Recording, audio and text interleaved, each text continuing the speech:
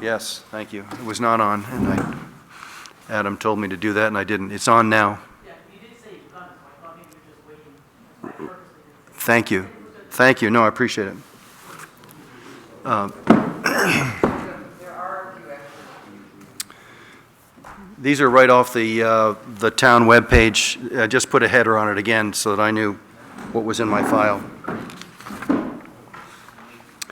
So I thought it'd be helpful to debrief. If you saw Intertown Record and have been talking with friends and neighbors, there's a discussion, and certainly there were comments made at the public hearing on the 23rd.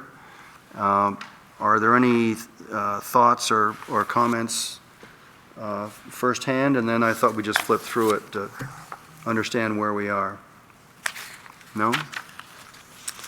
So just refreshing our memory, since we haven't met for a long time, the planning board initiated their own review and suggestions, putting forward revisions to the cluster development bylaw, which is Article 18, Roman numerals. That had to do with their buffer and the setbacks. In the PUD, they reduced the size of the land parcel. As Adam had explained it, there simply aren't that many parcels that are 5 acres or larger, and so the idea was to make this opportunity available to smaller parcels. Keeping in mind that a PUD does require a permit, conditional use permit from the planning board, so there's a lot of review that goes into all the facets that relate to a PUD development.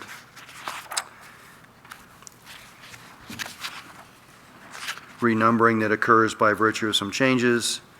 And in the PUD, there was also discussion about if a development is done, and a PUD development is done, should it be permissible and encouraged when the development is within 100 feet of the sewer system.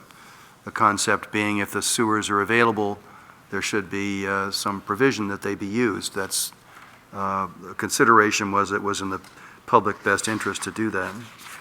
Again, these weren't concepts that we put forward, but just so we have a full understanding of what's going forward. In concepts that we did put forward, we defined the short-term rental as being an accessory use of a residential dwelling unit rented for a fee for a period of less than 90 days. That was something we put forth. The planning board adopted as a warrant article. And we did put forward the detached single-family dwelling clauses. The planning board has proposed and putting on the warrant that it be one attached ADU or one detached ADU, not both. We had decided and recommended that ADUs not be used as short-term rentals, and there's a definition now for short-term rentals. That an ADU will not have more than 3 bedrooms. The concept being for working people and certainly younger generations that are working more remotely than pre-COVID times, that oftentimes a bedroom is used as an office. Therefore, a 3-bedroom house technically could just be used for 2 bedrooms and an office. I know that's true in members of my family. The size of the ADU was increased from 1,000 square feet to 1,250 square feet. And the definition or the reference was made to finished interior living space. I should be clear in this, that this is not a change in definition of how the space is measured, because interior living space was always the way it was measured and used by the planning board and by the town planner and the people that approve the building permits. So that was just for clarity. That's not a change in the way the space is measured.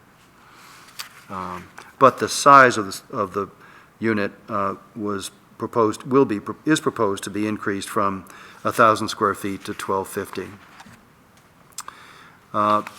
The current bylaw says that there is to be one parking space per bedroom, and it was our recommendation, and the planning board agreed, that there would not need to be any more than 2 parking spaces. So if there's a 3-bedroom accessory dwelling unit, you would still only need 2 parking spaces as a requirement. You could put in a 3rd parking space if you wanted to, if you're building a detached ADU or an accessory dwelling unit, but it isn't required as part of the zoning. And then there was a provision that we recommended and the planning board adopted regarding the effect of an accessory dwelling unit being put on a property so that it not adversely affect the traffic on roads or safety of the pedestrians and not otherwise create a safety hazard. And then there's just a clarification about the accessory dwelling unit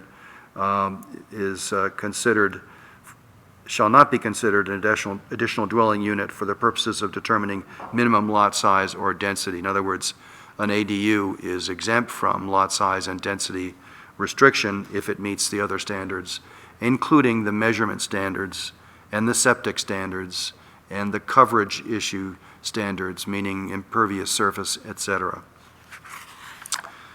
So that's where we are. That's what's being put forth in the town warrant, and some very important work of our commission.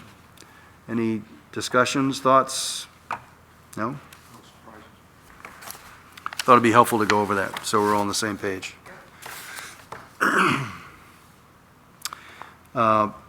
Next is a presentation by Renee. Thank you for coming, Renee. And we have worked out the technology, I'm pretty sure, if I can get the mirroring to work. And we'll see how good Peter is. We have the experts here if you can't. It should be coming up. There's my screen. And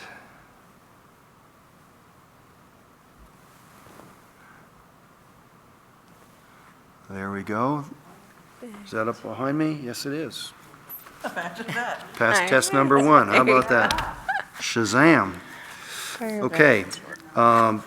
Renee, you're on. This, just as by way of introduction, everybody knows Renee Thiel.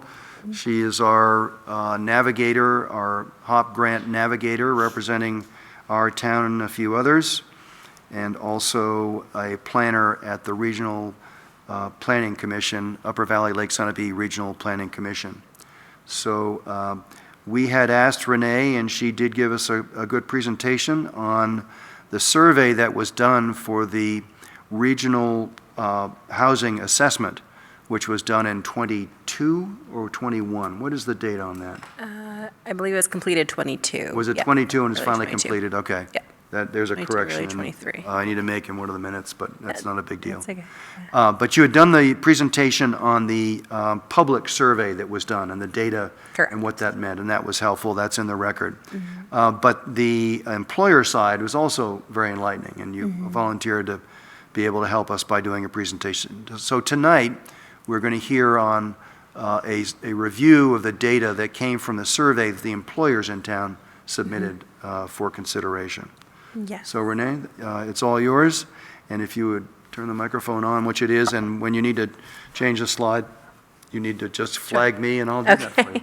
Thank you. I appreciate it. Yep. So yes, thank you guys for having me tonight. I realized I forgot to change the date on that. So originally we were hoping November, but you guys were very busy undertaking the drafting of the proposed amendments. So yes, the employer survey was completed, and I'm hoping that a lot of this information will also kind of help feedback to some of the public comments that came about from a lot of the planning board meetings too, and kind of, if we kind of think of it as the whole big picture piece, try to keep some of that in mind as we go through some of this.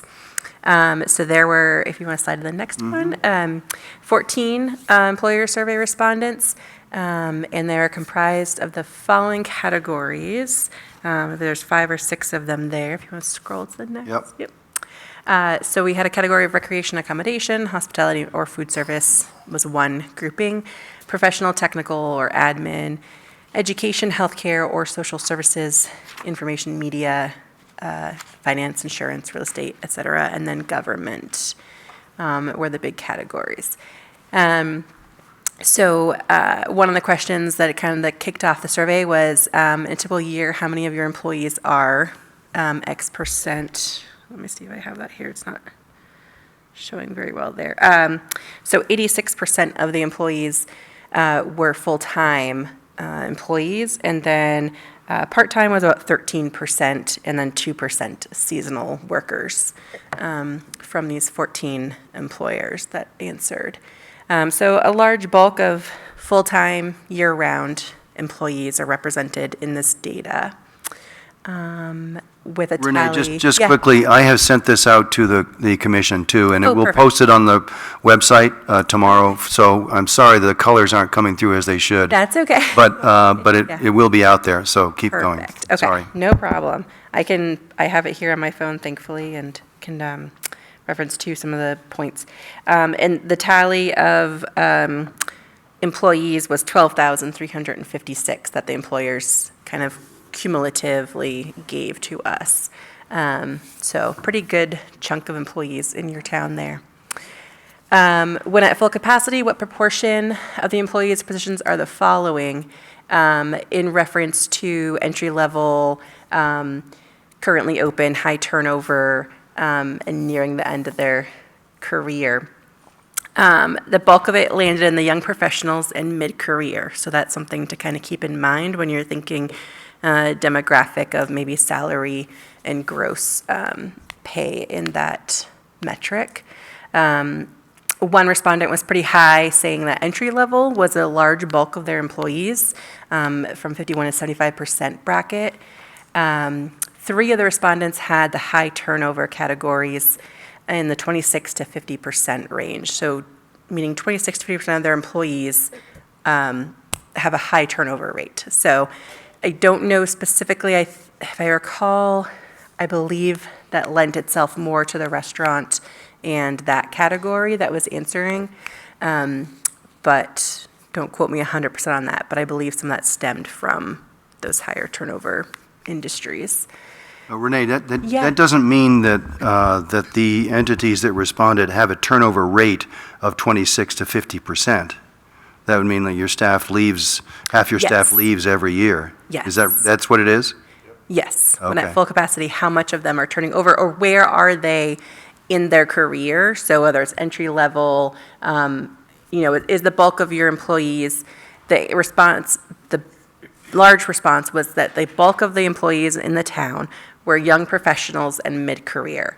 With there was one respondent who gave nearing end of career. So maybe a lot of their employees were, on that end of heading towards retirement. So again, the key piece that I kind of pull out of that to kind of think about is, again, is if out of over 12,000 employees in your town, a bulk of them that rose to the top are going to be young professionals and mid-career employees. And so when thinking housing, if you're thinking kind of that salary range, which we'll get into a little further down in the presentation, just to kind of keep that in mind. Some good information from that. Mike? Yes. Well, yeah, our bullets 3 and 4, do they overlap? In other words, you have a That's- 26%. Yes, they could. okay. In that question, the way it was worded, I believe they could categorically choose, a couple of them. So yes, it could overlap. And because 2 of them said they have currently open a quarter to almost half of their staffing. So, again, this is generalizations from data, Yep. but I'm just trying to get Yep. my arms around it. Does Yep. that mean that this workforce is fairly mobile? That if there's a significant portion that's turning over 26 to 50% a year? In 3 respondents. Yeah. So 3 out of the 14 employers said, we have a high turnover rate. So Right. 3 out of 14. I don't know. So you don't know the numbers relating to Don't know that? the numbers relating Okay. to it, but the highest percentage, so again, like as to Mike's point, I'm pretty positive this question was able to categorically pick a couple different ones, if you will, so that, you have a breadth. You could have, some entry level, you could have some nearing end, and so they can stagger. So when an employer is going to look at it, they could say, oh, I probably have about, 25 to 50% of entry level, 50 to 75% of my employees are young professionals or mid-career, and then the remaining could be the ending near. So they can choose, in that question, there was an option to choose multiple. But the ones that really hit the highest out of it came the young professionals and mid-career that rose to the top.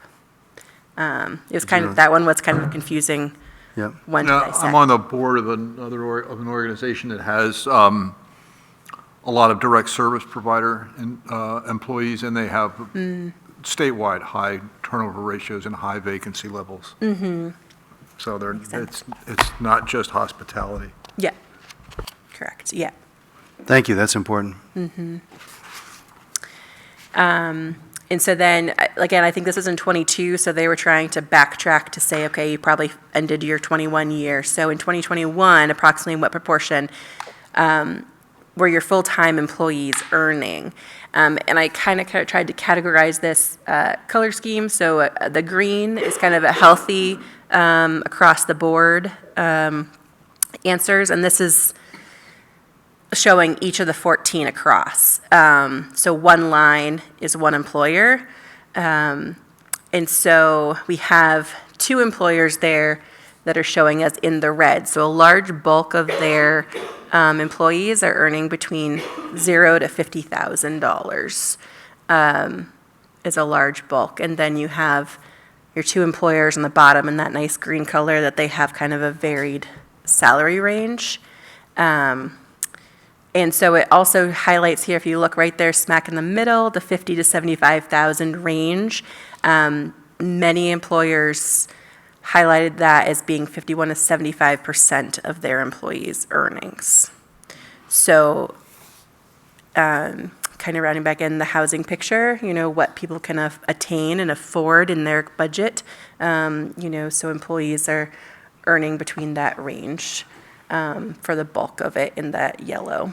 So again, for clarity, these are Yep. individual employees, and sometimes we have to remind ourselves that when we talk about households, there could be more than one employee, one Correct. one Yep. income earner in that Yep. household. So Correct. Yep, so this just is a- employers saying what percentage am I paying my employees per An one? individual, Yep, right. individually, Okay. correct. Yep, Okay, yep. And if you. so the sweet spot is 50 to 75,000. Yes, that seems to be the kind of where the bulk of most of the employers in town are sitting at with most of their employees, the bulk of their employees Okay. earning that.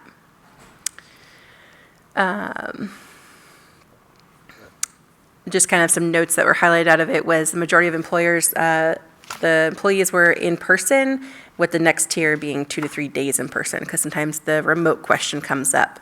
Are folks traveling in, are they remote? And can also get into like transportation costs within their transportation to and from work. And employers cited mainly that, how do they hear about housing challenges? How do they know what's going on?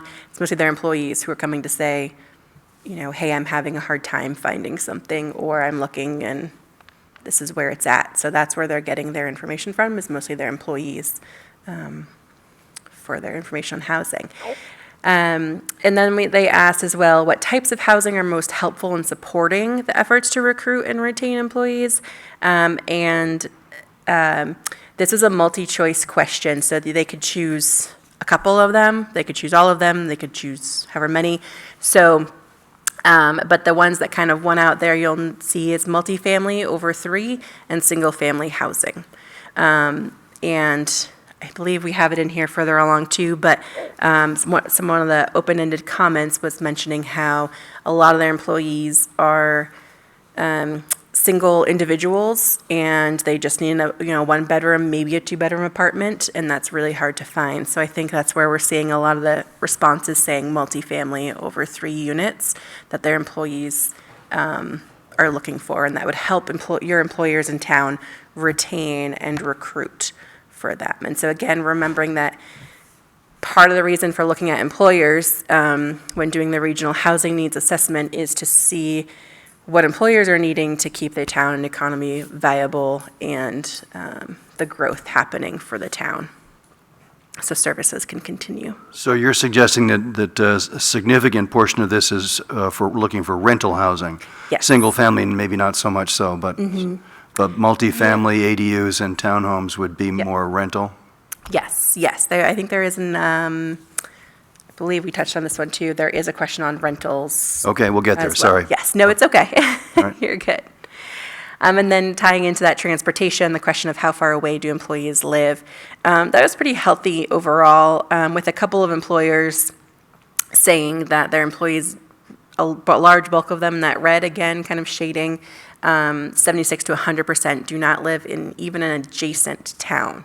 So they are traveling 2+ towns away to come into work, which maybe, depending where the job is, isn't too terrible. Or it could be as far as, yep, could be a lot further away. But again, what we don't know, these are individual employers responding. We don't know how many people that particular group of employers hires as employees. That could be a small employer. It could be, correct, yeah, so this was of 14 employers in town. Right.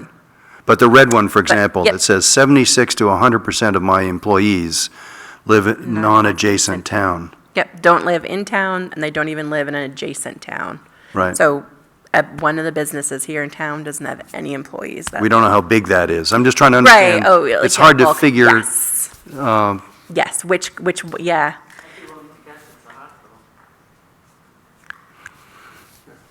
Yeah, I don't know if I have the, I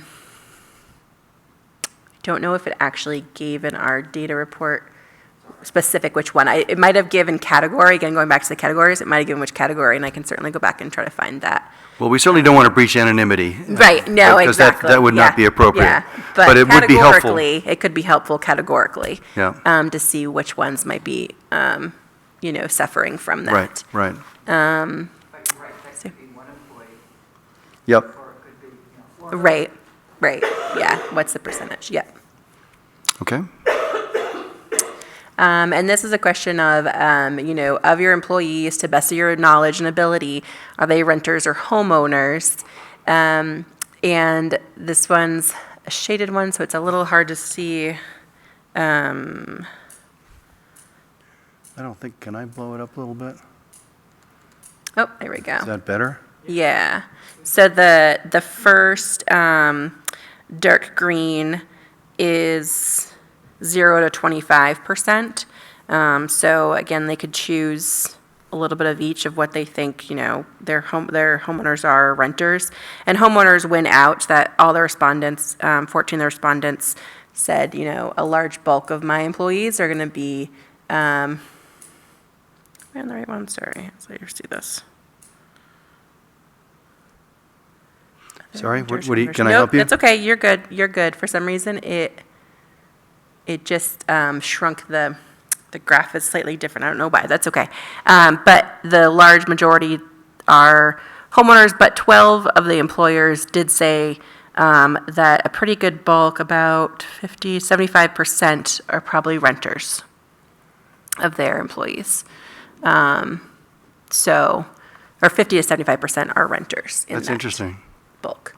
So there's a good chunk of, it's not that far off. Sometimes, a lot of times we think, if you just look at how close it is, a lot of times people think homeowners is a larger bulk of it, but employers put it at really almost They're close. saying they're renters, but they're not saying they're renters in what towns? Correct. Just they rent. Correct.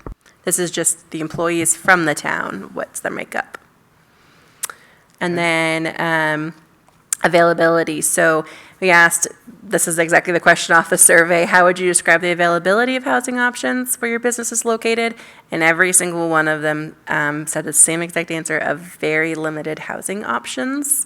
And again, I think I would, think of options. We've talked a lot about diversity of housing, and I think this is where a lot of this kind of comes into play and can definitely kind of take that there's diversity that is needed has been mentioned. So different types. And does the housing supply shortage impact the ability to attract or keep? And I believe that's 76%, 79% said yes. So almost 80% of the employers said that housing supply does impact it. And I can blow this up a little backwards, bit. sorry. Yep, that's okay. Oops. So impact your ability to attract. Does it have an impact? The availability of housing, the quality of housing, and the two that run that top tier, that kind of the high green, was the availability of housing, and that second one's blurred out, but I believe that's affordability of housing. So availability and affordability in those first two tiers were the highest of, it's a high impact for them that they see those two kind of reigning out over quality and proximity even for transportation. What's the second to the last stack? It's not showing up on this. That is, give me 1 second. Proximity of housing to public transportation. Is the last one. That's the last one. Yeah. So the first one's availability of housing. One is amenities. Did it shift over in the, okay. It is on that. Yes, so it's, the first one is availability of housing, second is cost of housing, third is quality of housing, which interestingly enough came in more medium impact. Proximity of housing to workplace came in third as high importance. The second to last is proximity of housing to public transportation, and the very last line there is proximity of housing to amenities. So that really fell very low, that the amenities didn't really. Public transportation, I think because a lot of just the region, the way the makeup of the region is, folks know that that's not going to be a huge draw at this time, just given the character of the area. Yeah. Makes you wonder if the severe shortage doesn't cause people to reduce their criteria and what they really need on the fringes of what they desire. Right. Yeah, true.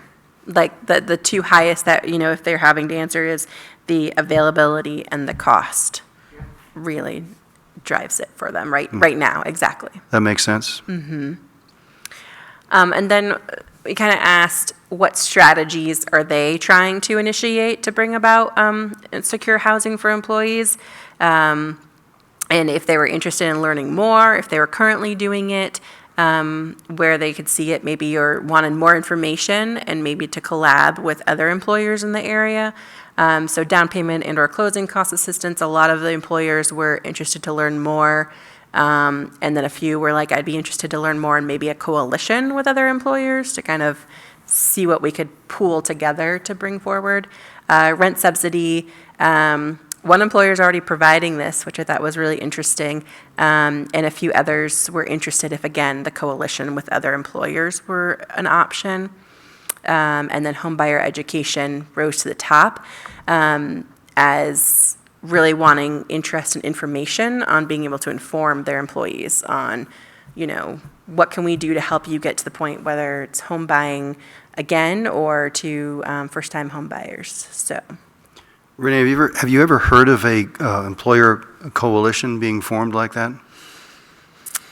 I feel like Dartmouth Health has been trying to do a lot of this, and I'm wondering if maybe that's part of one of the answers there. But I feel like in the Upper Valley, there's been talks of it, nothing actually formulated at this point in time that I'm aware of. But there's been a lot of employers who are coming to the table who are saying, you have Hypertherm, you have the hospital, you have Novo Nordisk, you have a lot of those bigger ones, and so they're definitely in talks, but nothing concrete at this time that I'm aware of. In a short supply market, I would think employers each one is employing a little different skill set, but there certainly is a lot of overlap. So then, to a certain extent, they're competing for attracting and retaining employees. So it may be that some may say, well, I would do it maybe, but I'm concerned about losing my competitive edge, which whatever edge I have now, which may not be very great. Right, that's a good point. Okay. Yep. And then if you scroll on, so again, moving cost assistance, that's often provided, and as these employers here did say, they already do provide it. Interested in learning more about low-income housing tax credits, and then some one-offs of like land donation, construction financing. And 3 people did say they were interested in learning or interest of employer-operated housing, which we've heard a lot. For example, like the Harmony Homes in Dover, was started as an employer-operated housing for their employees. So that's becoming a little more well-known and more curiosity from Low-income housing tax credits, that's for the development of housing, correct? That's to finance the creation of new housing. Yes. Okay. Yes, I believe so. And then open-ended comments. So this is where we saw some of those other kind of threads moving through. So more affordable homes and apartments. So again, more of that rental piece. Additional inventory at affordable prices. The multifamily, this is where the comment came in of, mostly single and looking for 1 or 2 bedroom apartments. None are available in the area, having a hard time. And again, the first-time home buyers assistance came up. So really, almost in every one of these open responses, you see available and affordable in their criteria. And so again, I think one thing to touch on is that I'll mention at the end too about affordable. And so we can talk about that a little bit. If you want to scroll down, I think there's just a couple more. Availability, affordable, more rental units. One employer did say it's becoming a non-issue as they're having a lot more work from home. But there was just one that had mentioned that specific. So I'm not sure what type that was either, where they're able to work from home. But and then going back to the resident survey, the public survey respondents, the question came up of like how many of the respondents were of what age bracket. And so the highest one there was 23% were 65 to 74. So we've had about half of them being 55 and above is what that table is really showing you, almost half, for the respondents of the public survey that we had of almost 180 respondents. And then if you want to scroll down to the next one. I'm doing it slowly so nobody gets seasick here. Yeah, thank you. And then the income question that had come up from the public survey as well, 43% of respondents were making between 10 and 90,000, and the remaining was between the bracket of 90 to 500 plus. Renee, that's a broad range from basically 10,000 to 90,000. Yeah. Is there any more parsing of that? I mean, I'm trying to imagine how somebody can survive on $10,000 income. Right. Sure, there are some, and don't get me Right. wrong. Right. We're a community made up of all kinds of people, which is wonderful. But is there any way to... I can see if we have that data. I'm not sure if it was just the 2 or if there was another subset in there. I can certainly try to look again and see if there's some more. I think the bulk of it, kind of going back to the employer one, it matched up where there was like fewer on that lower end of 10,000, but the bulk was between that 45 to 90,000 as the employer one also reiterated. So just kind of thinking of who answered that public survey response, 43% of them were in that range, but I would hard to say what percentage of that was exactly the 45 to 90, but I would guess to say a large bulk of that is more probably sort of the 45 to 90 that I would hone in on. Yeah, just to put things in perspective, a rule of thumb I have is you take an annual income, and this is all pre-tax, of course, and divide the number of thousands by 2, and that's the hourly wage, if it were to break down to an hourly wage. So, so somebody making $90,000 a year is making $45 an hour. That could be, yeah. I mean, rough numbers. Yep, It's just yep, simple for yep. my pea brain to do it Simplified, that way. Yep. And that doesn't get into benefits if they're offered it. Right. And it also doesn't Right. take into account It's gross. taxes, because at $90,000, there would be a tax. At $10,000, I'm guessing they would be Right. free of tax, so. Probably not as much. Okay, if there's any way you can give us a Yeah, little I more. can look into that some more. It's a broad range, and I know it's Yeah. hard sometimes. Yep. No, it's Okay. okay. And then, so going back to kind of, oh, yes. Oh, wait a minute, Mike, go ahead.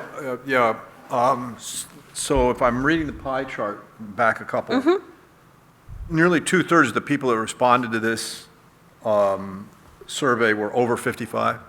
Correct. Yes. I mean, Yes, right. And that's why you see you could see they're at their end of their career, and then you have that higher bracket that was being represented in the survey for their wages. I'm interested in how you sort of correlate those numbers with some of the other questions that were answered that relate to people having difficulty finding houses that are, finding housing. Right. That Well, meet this. certain criteria and affordability. Yeah, yep, I mean, it's a yeah. odd set of data. No, that's understood. So this again I don't have it with me tonight. I should have brought a copy, but this is going back to the public survey answers, which I presented in October. And so that data, that was more surrounding, are you within your affordability? And one of the questions actually that did come out of that, surprisingly, I was talking to people about this before, was from that data set. So that's a good point, keeping in mind that 2/3 of this is 55 and older, but one of the data sets out of the public survey was that, I want to say almost 30% of the respondents were also house burdened, which means they're paying between 30 and 50% of their income to housing costs. And so when you think of, what's affordable, it's different for everybody. And because your salary, your budget, 30% of your budget should be going towards your housing cost. And so that number is kind of the key to think about. That's why it's different for everybody. But having 180 respondents and almost 30% of them saying that they're paying between 30 to 50% of their income is not the healthiest where you want it to be. It's okay, and that's probably where a lot of people in the state are, but something to definitely keep an eye on. Long-term, that's Yeah. a stressful condition Yes. because of planning for the future and so many other things that families need. You get it? Yeah.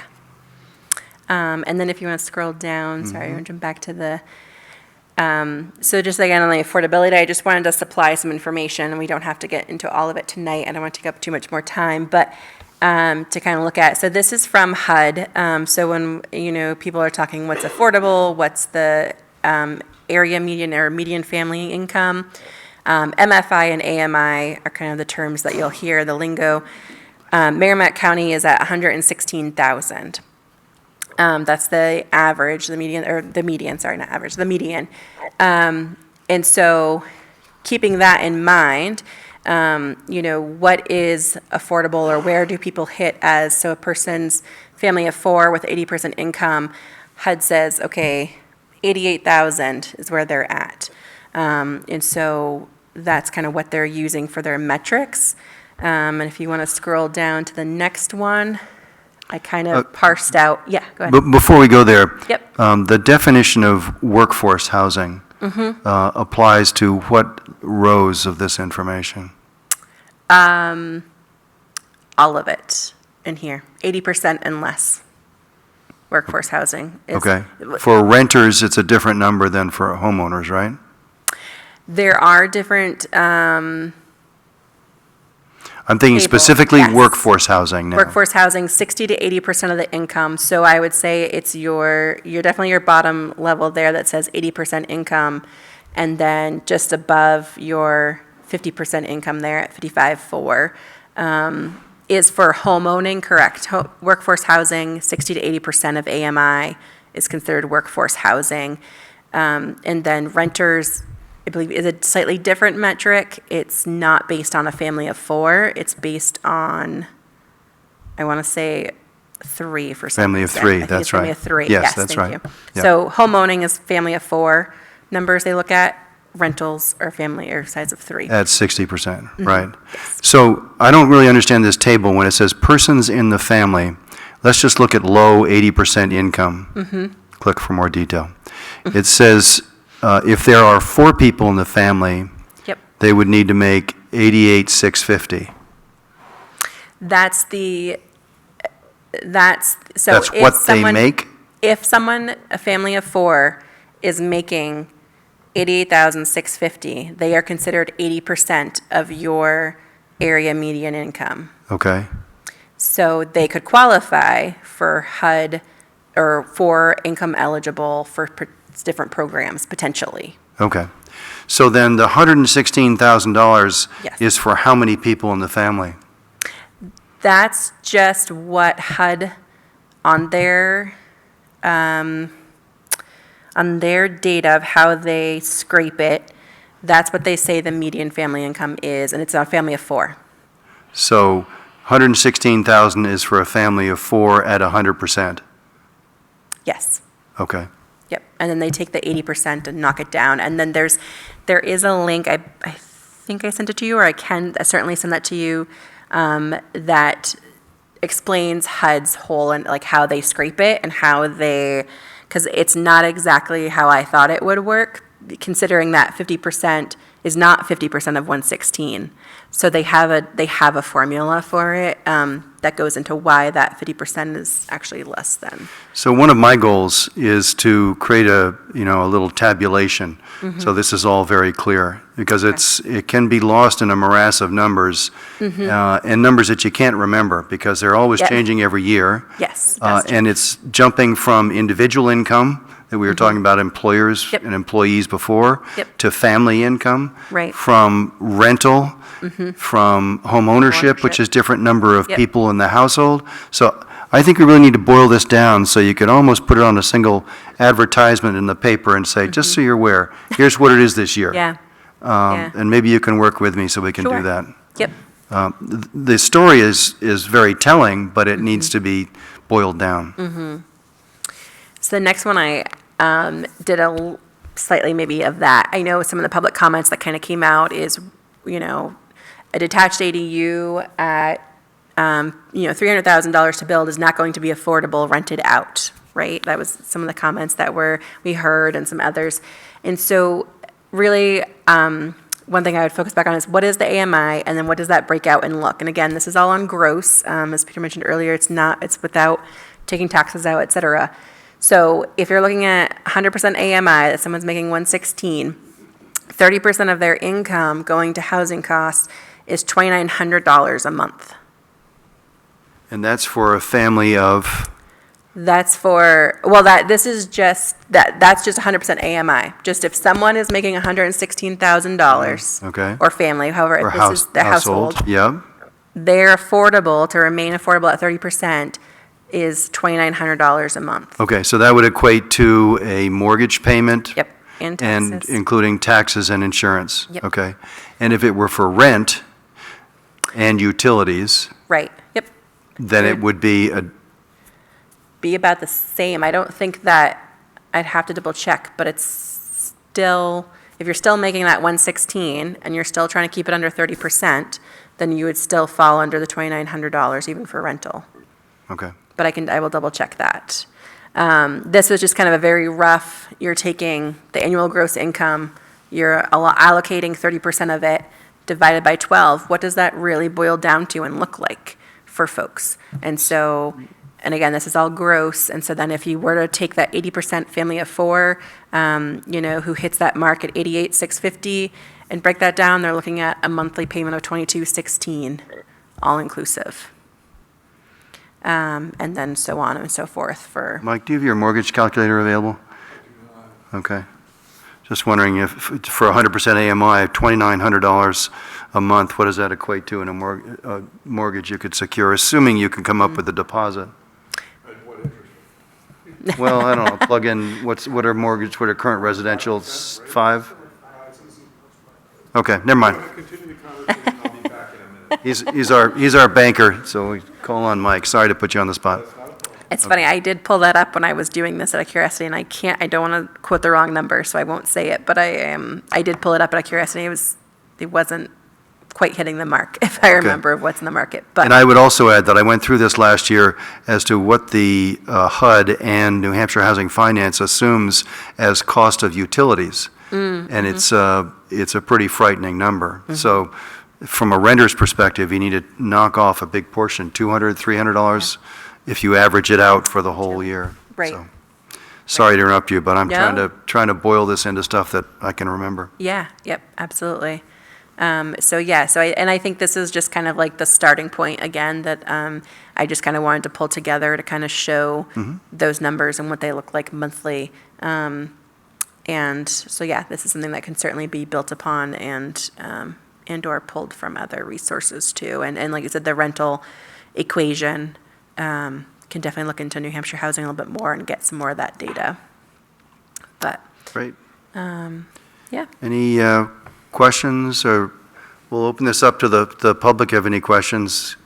I mean, it's generally always open, but if you have any thoughts, please. This is good stuff. Anybody else?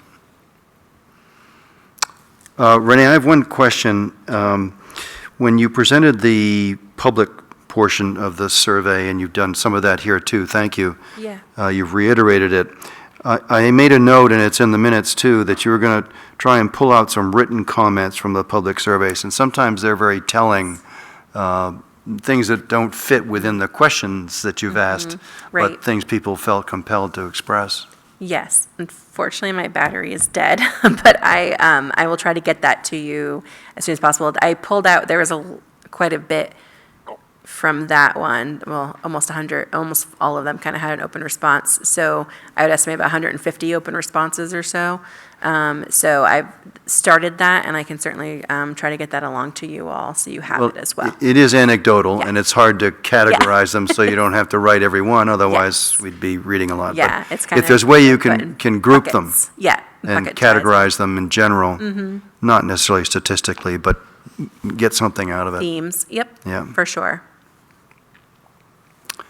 Okay? Excellent. Very helpful. Thank you. It tells a lot. So I guess the takeaways are it's a fairly mobile workforce, young, that we're worried about. The rental market, as we know, is very, very tight.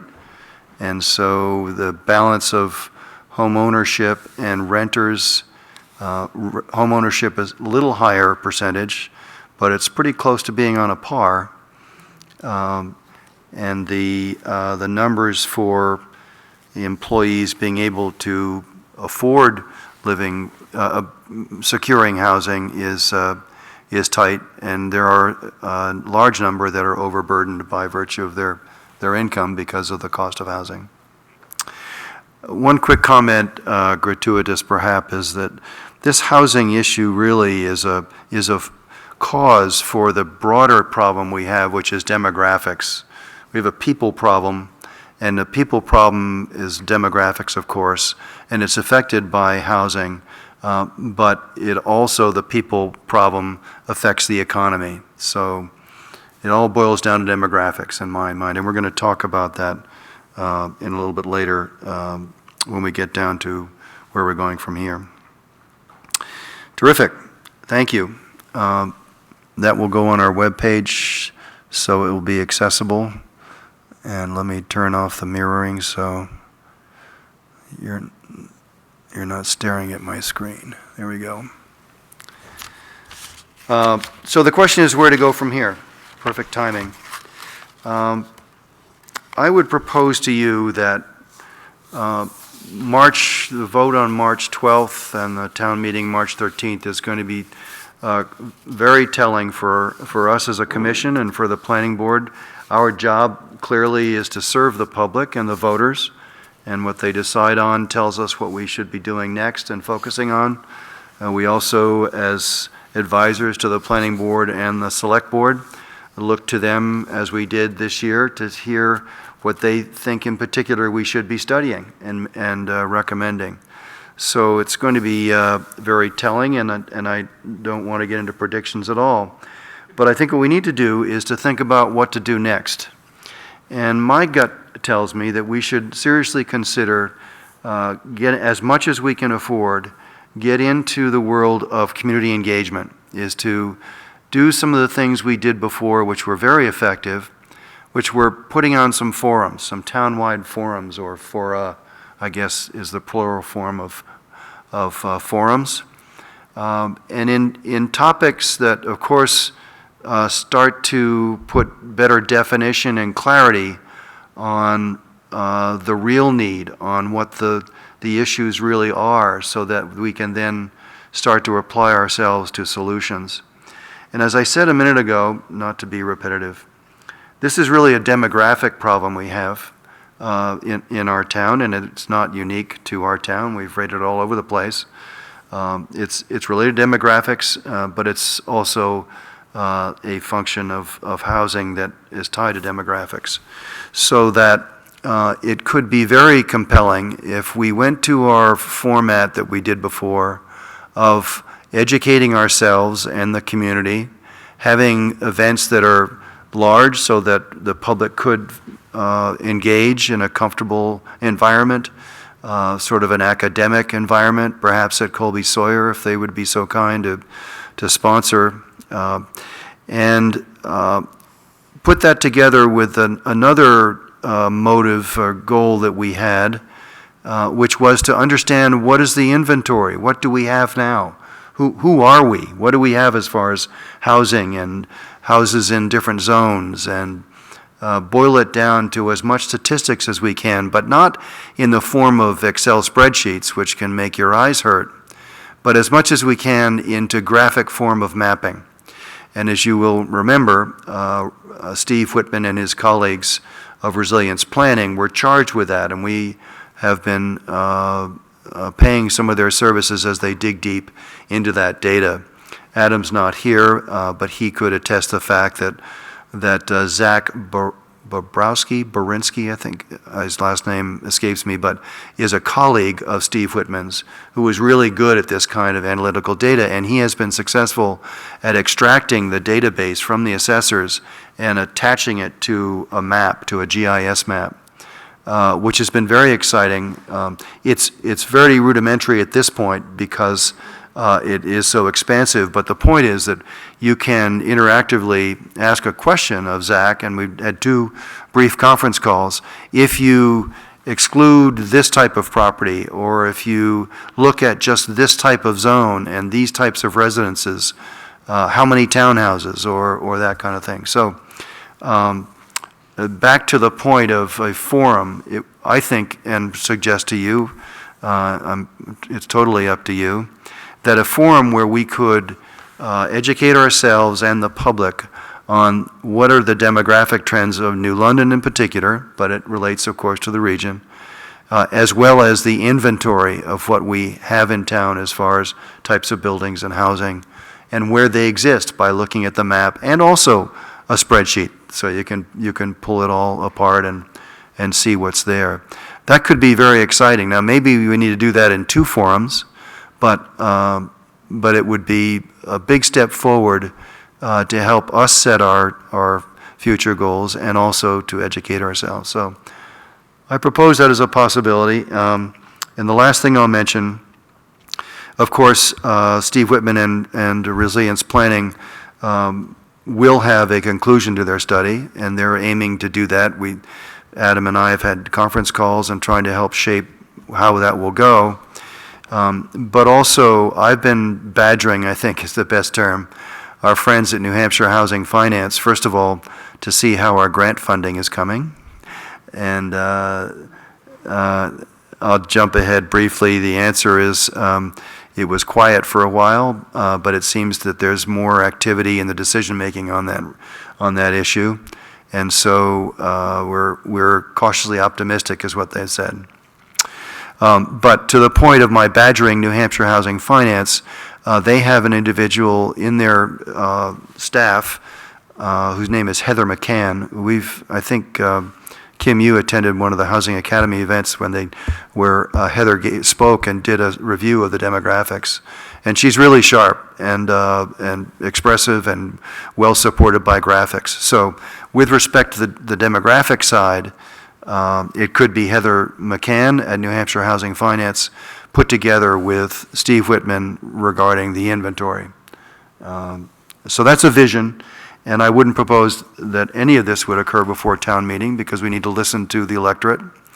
But it could be something we could step into high gear and do before summer sets upon us and people start to think about other things for a little vacation time. So that's my thinking, and I open it up to any thoughts. Oh, I always like to throw my thoughts in, so I'll start. I feel like this year was put so much of the housing dead in the water because of the water situation. So I think that doing the forum on what we have, where it is, what you just suggested is a great objective for next year, or for whatever year we're in. And in hopes that there will be some resolution to how we can find water for housing that is, and I'm not going to say it's planned unit developments as much as it is 3, 4 family, whatever seemed to be in that range of maybe popular for 1 or 2 bedroom rentals. But I think that explaining what we have for housing, I think people would find that extremely interesting, and then somehow incorporating that where the town thinks we're going with supplying water.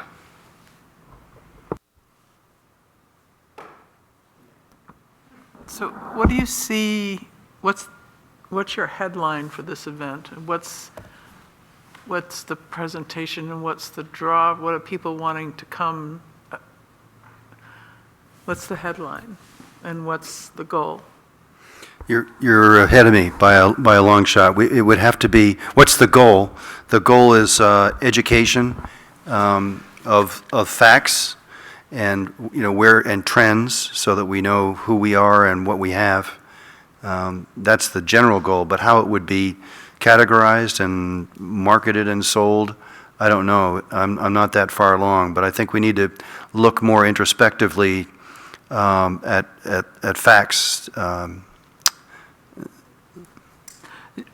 Being a devil's advocate here, what the general public, is that something the general public is going to say, oh, I really want to know how many single-family houses we have and how many, I want to know how much is served by water, I want to know how, are they? So my feeling on that, Marilyn, is that we need to educate them that we have to have another type of housing from single family. We really do. This town is so limited in, and that's a number, I don't even know what we have for apartments versus townhouses versus, so it's a type of, what type of housing can we promote to encourage people to move to the area when there's water? And some of that based on the survey results in terms of what people are looking for. I mean, I think that would be a good presentation that is important and really gets at that middle housing piece. Well, another example to your question, Marilyn, thinking about some of the comments that I'm hearing from the public, from the planning board, public hearings and articles in the Intertown Record. One of the concerns is the vast and rapid proliferation of housing units, detached ADUs throughout the community. And I get that. These are real concerns from people who are thoughtful. I'm not making light of it, but if we can put statistics behind some of those so we understand, is it real or is it not real, or is it partially real, or hoping that data will help to explain some things and give us guidance on where to go. It may not be a top seller for attendance, but it should be, because understanding who we are will help us understand how to get where we want to go. I think it still has to go back to the original presentations of the people saying that we can't hire people, we have a place for our workers to live and all that kind of thing. I mean, if you're going back to that,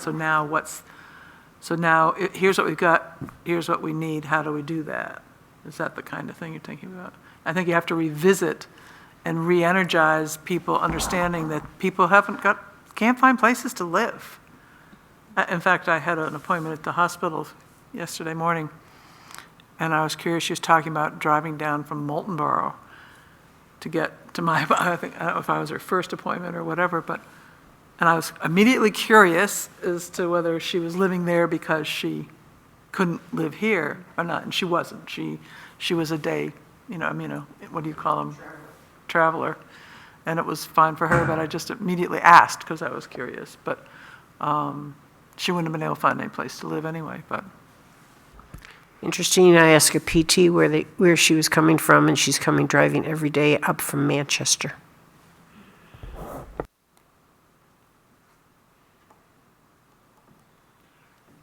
And I think you can talk about it as,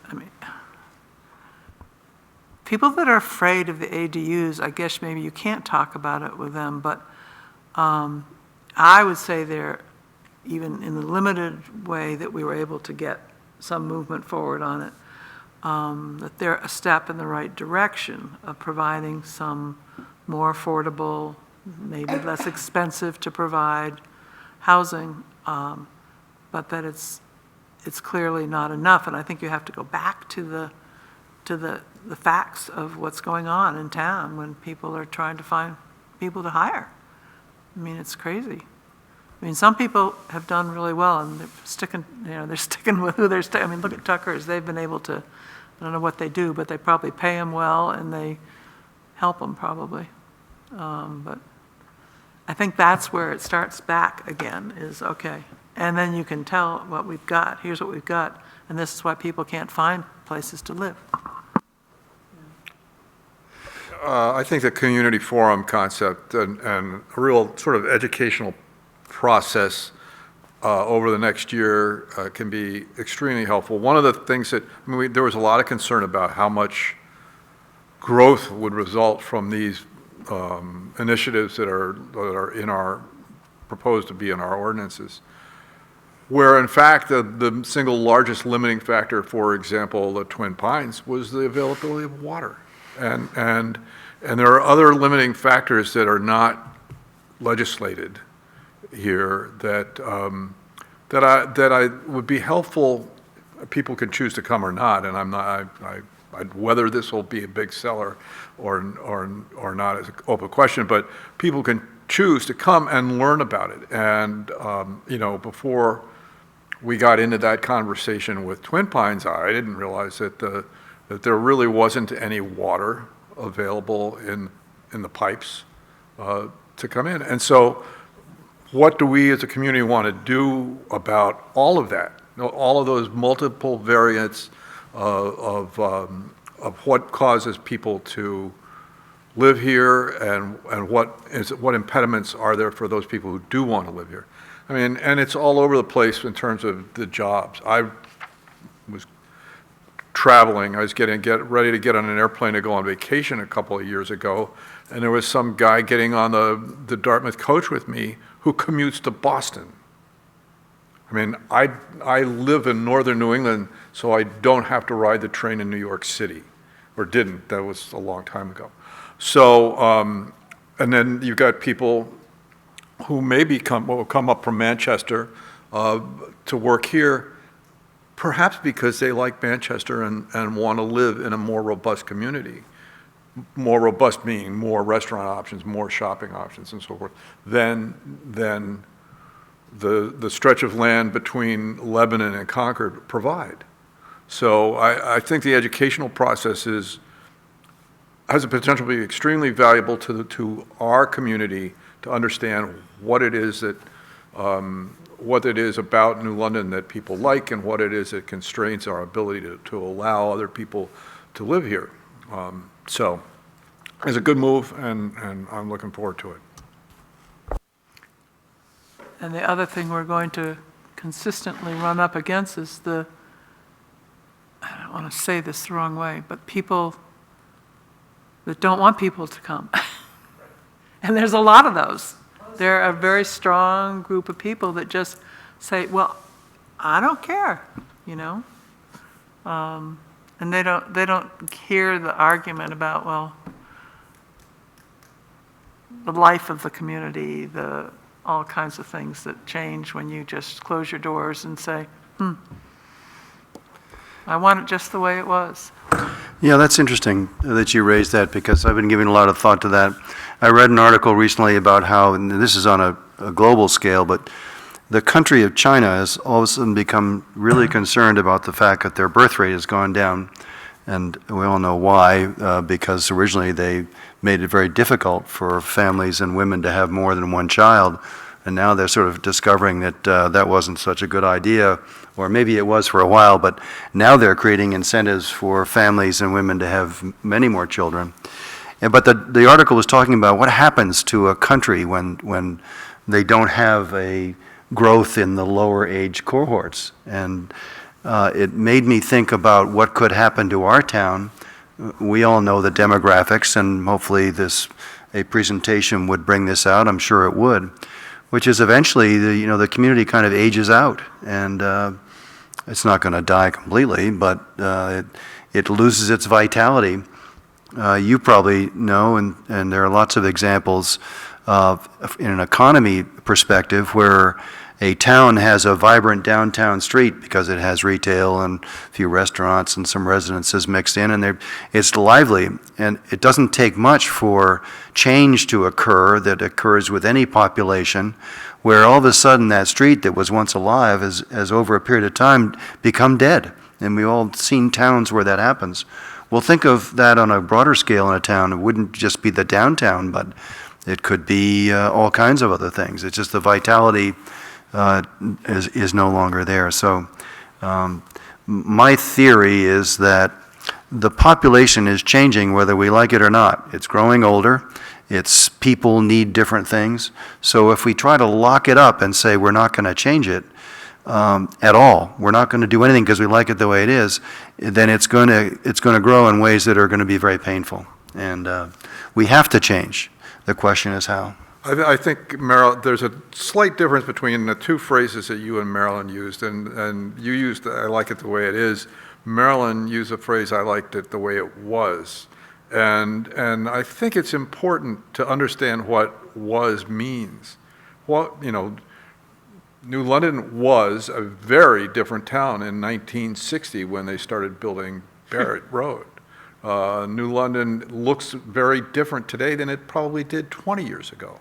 And so I think having an understanding of that evolution and what that evolution has done for, however you care to characterize it, the community, and what it might do to and for the community going forward, it can't help but be instructive, and frankly I think it would be enjoyable, but then that's me.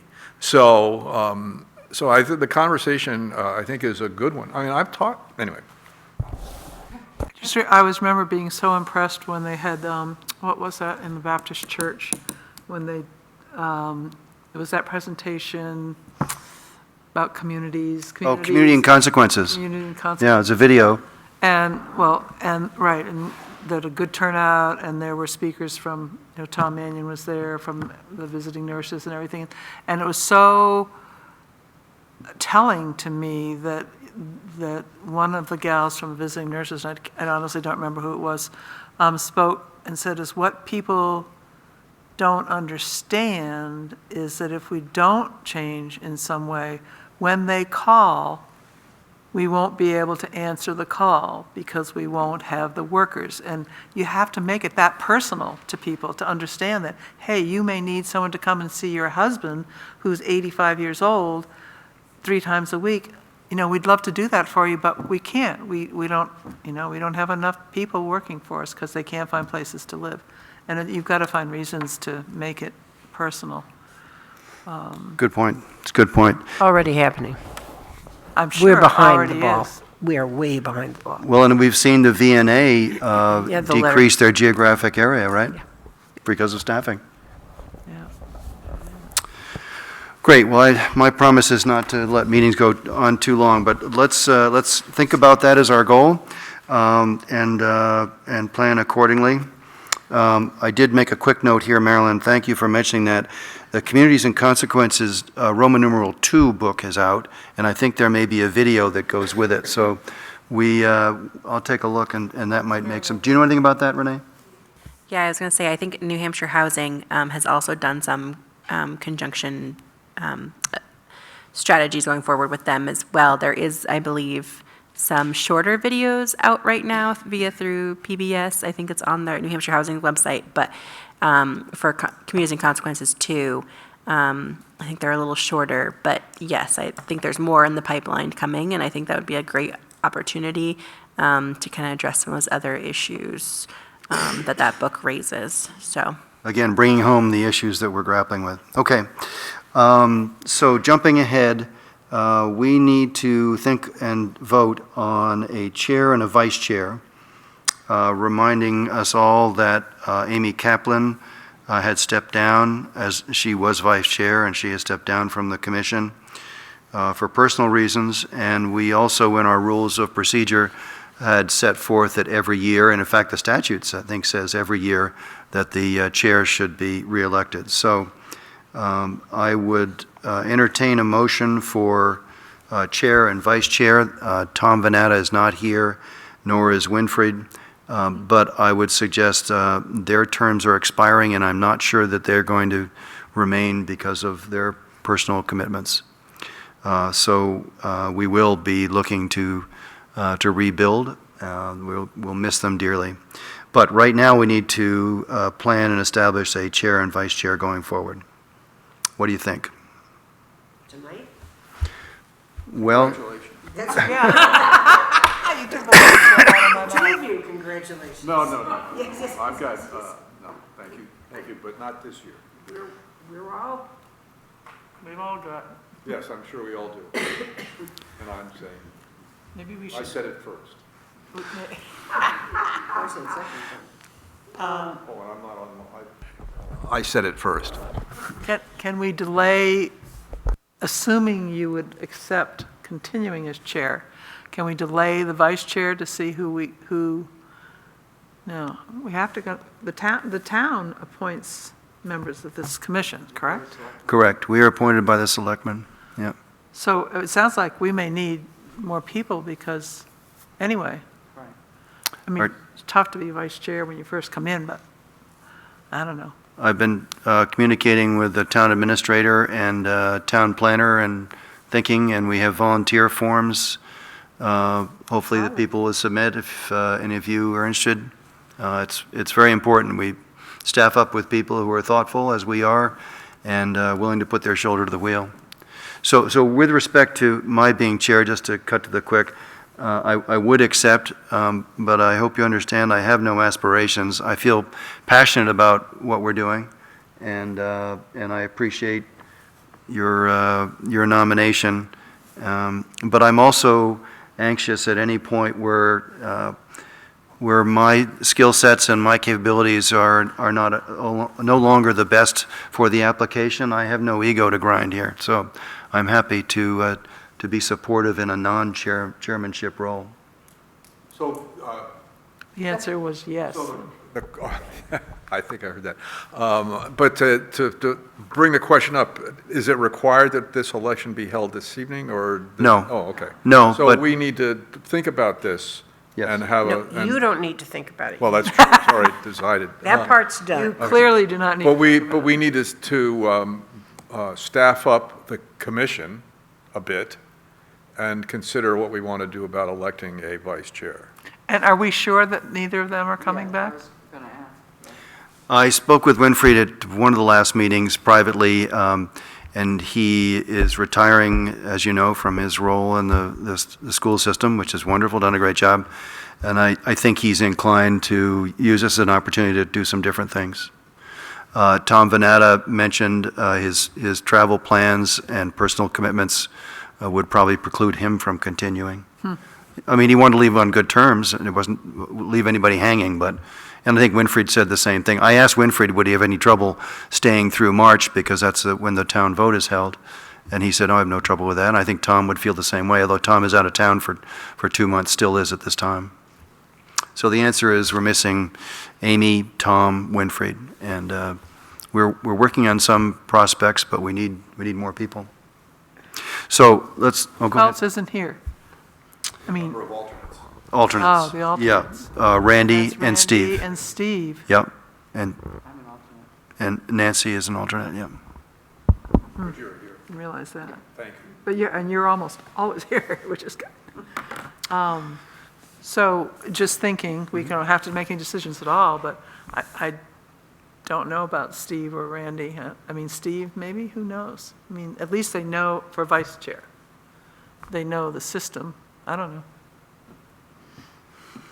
It's hard to bring in a new person and say, although I will tell you a little anecdote that we moved to New London in 1972. And we had barely been in town more than a week when I believe it was Frank Hammond that called me and asked me if I wanted to be president of the Historical Society. True story. And I said, sure. Well, let's leave it that we will seek a vice chairman at the next meeting if we have all the facts. I will do some researching, talking with Randy Foose and Steve Thoreau about their intentions. And in the meantime, I'll work closely with our town administrator to secure more able volunteers who are passionate about what we do. Quick update on housing developments. Twin Pines, I'm told, you probably saw the public release. They secured their financing. They have drilled for water. They found water. They need to do a test of the water supply over a period of time, which is required. You can drill a well and find water, but it doesn't meet the capacity requirements that you have. They're doing that, but I believe, using their words, they were hopeful to be breaking ground as early as spring if they could, but they're working hard on it. I'm told that Continuum has also drilled for water and found water. They too have not done their tests. The tests occur over a period of time, like 3 or 4 or 5 days, so they require a lot of engineering and study to do that. I don't believe that study has been done, but they found water, and the capacity of that will be determined. So there's optimism there too. You gonna And ask? they both found a lot of water, right? It seemed to me it was very generous water. At the initial moment, yes, Yeah, yes, exactly. yes. The question is pumping over time, how porous is the aquifer, what the flow rates are, and those all have to play in too. Just not where the water precinct is. I reported on the HOP grant, our HOP grant, a few moments ago. New London Springfield Water Precinct update. I attended a meeting several days ago. Bill Helm was there and others. Some of you were there as well. It was a meeting to discuss the issuance of a bond of about $4.8 million to fund the water line replacement in Main Street. They have missed the timing for the bond bank, which is where generally the bond rates are preferably lower than other financial institutions, but they were working with other potential sources for that bond in hopes to be able to secure the financing and conduct the work this year. They did have a lowest bidder. I think they had 4 bid responses. They were pleased generally with the lowest bidder and felt that they could work with that bidder on the project, assuming they had financing. I think that's about right. Rich, would you want to, did I do okay on that? Okay. They also closed the bond hearing meeting and rescheduled another one for technical reasons, I believe on the 22nd. Hold on, I'll get that for you. It's next Thursday, the 22nd, Water Precinct Board meeting at 12:30. The 22nd of this month at 12:30 at the Water Precinct offices is the new bond hearing for the Water Precinct to raise money for the Main Street project. Public comment. Any thoughts you want to share, questions you may have? Nancy, please. I want to go back to what you were saying about having a public meeting. When you think about the phrase where everybody's saying very limited options, maybe you need some story stuff and not just number stuff. Some of the people who are saying, I'm working here and I don't have a place to live, and do a range. My sister's doctor at New London Hospital can't find a place to live. But the people who are working as staff can't. And I think getting some of those people, not the employers, but the searchers, would be very telling, and I think would draw a crowd. Just a thought. Good thinking. That's Marilyn's thinking too, is what will people find catching so that they come, and that storytelling is very helpful. Would you identify yourself just since we're recording? Ellis, have we ever done any surveys with the businesses in town to find out what the employer needs are and include them in this community engagement forum? Get some input from them and from their staff? That was what Renee presented, was the survey from the employers that was done in 2021 with respondents. There were 14 employee respondents, as I believe. How many do we have in New London? Well, I don't know how we get our arms around 14 ones that. we have? How many employers? Yeah. I think that's in the demographic data that the state provides, but I don't know. Right, I've looked at some of that stuff recently, I just don't remember all of it. right. We can try to find that out. I mean, is that No, I'm just, if the issue that we're looking at is the demographics of the population here, I think at a community engagement, you're going to have to craft your comments as to using some of the information that you mentioned earlier, the consequences that we're facing, but also matching that, I think, with the demographics of we have X number at this age bracket, and if that continues for the next 3 years, we're going to have this outcome. And then the next age group, and if that goes for 5 years, we're going to have this consequence based on the input that you had referenced earlier. I don't remember the name of it, but as to the consequences of if something is not done at the time. And then I also thought on the community engagement forum, maybe invite some of the business owners to give their perception of the issues that they face when their employees are finding housing issues. So, and that way I think we could incorporate some of your report and also get them involved to, if you will, blow the yellow whistle that we're approaching a red light here, I think, in the next 3 to 10 years, would be my guess. But Thank you, John. Good points. Good points. Yeah, the demographic trends by age cohort are very, very telling. And that's the aging out concept I mentioned. So that is important. Thank you. Anybody else? Thank you. Future meetings. I'm going to be doing a little bit of traveling, and also I don't think we want to be meeting anymore before town meeting vote. So I would suggest that we meet again March 20th. We have moved this meeting to different times of day, and I'm kind of confused as to what we prefer. So I will open that up to say, when would you like to meet? Excuse me. Is it still Wednesdays, and is it still 5:30, or is it 6 or 6:30? I put here as proposed March 20th at 5:30 Whipple Hall, which is available at that particular time, but I'm open to what your preference is. I thought we moved to 5:30 to accommodate Adam's ability to join us. Is that not correct? It is, yep, it's preferred. Seems like that's still pretty important Yep, in terms of time. it is. I like it earlier, I like the 5:30. Yeah, 5:30. Everybody, I like the Tuesday better than the Wednesday, but that's just me. does anybody object to a Tuesday? I don't know what there's available on Tuesday. That's just it. That's the It's planning problem. board and zoning boards Tuesday nights. My Tuesday evenings are occupied from April to September. Okay.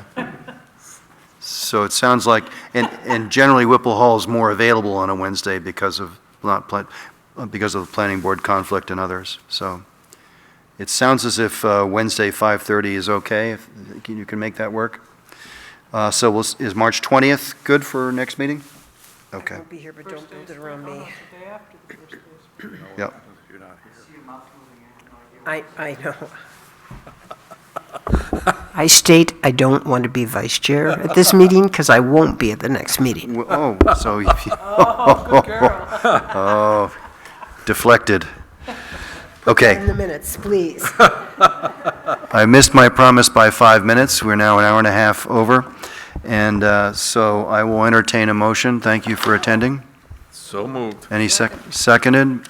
All in favor, say aye. Aye. Aye. Motion carries. Thank you for the evening. We'll see you on the 20th.